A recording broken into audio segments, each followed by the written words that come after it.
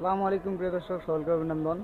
তো আসলে থাম্বনেল দেখে বুঝতে পারছেন, তো আসলে বর্তমান বাংলাদেশের মধ্যে এমন পরিস্থিতি হয়েছে, তো এটা কন্টেন্ট ক্রিয়েটর, সেটা হলো মুজাহির ভাই। তো মুজাহির ভাই একটা বাইক দিয়ে 2 মিলিয়ন সাবস্ক্রাইব থেকে 4 মিলিয়ন সাবস্ক্রাইব করে নিল।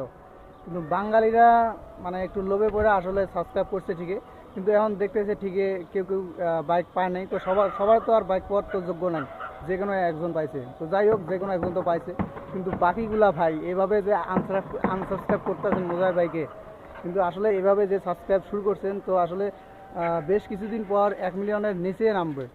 তো আসলে মুজাহির ভাই কি এমন দোষ করছে যে তাকে আমরা সবাই আনসাবস্ক্রাইব করতেছি? তো আসলে আমাদের এটা ঠিক না তাকে আনসাবস্ক্রাইব করা।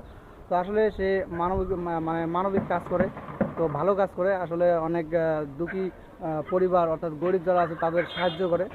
তো এভাবে আসলে আমরা কাজটা ঠিক করি নাই। আসলে আমরা মুজাহির ভাইকে যে আনসাবস্ক্রাইব করতেছি, আসলে এটা আমার পক্ষে এটা ঠিক না। কারণ হয়তোবা বাইক তো আর সবাই পাবে না, যে কোনো বাইক তো একজনেই পাইছে, এটা তো সবার পথ কোনো কথা না।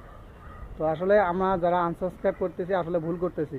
কারণ অনেক কন্টেন্ট ক্রিয়েটর আছে নিজে ইনকাম করে পকেটে ঢুকায়, লাখ লাখ টাকা পকেটে ঢুকায়, অথচ গরিব দুঃখী মানুষদের দেয় না।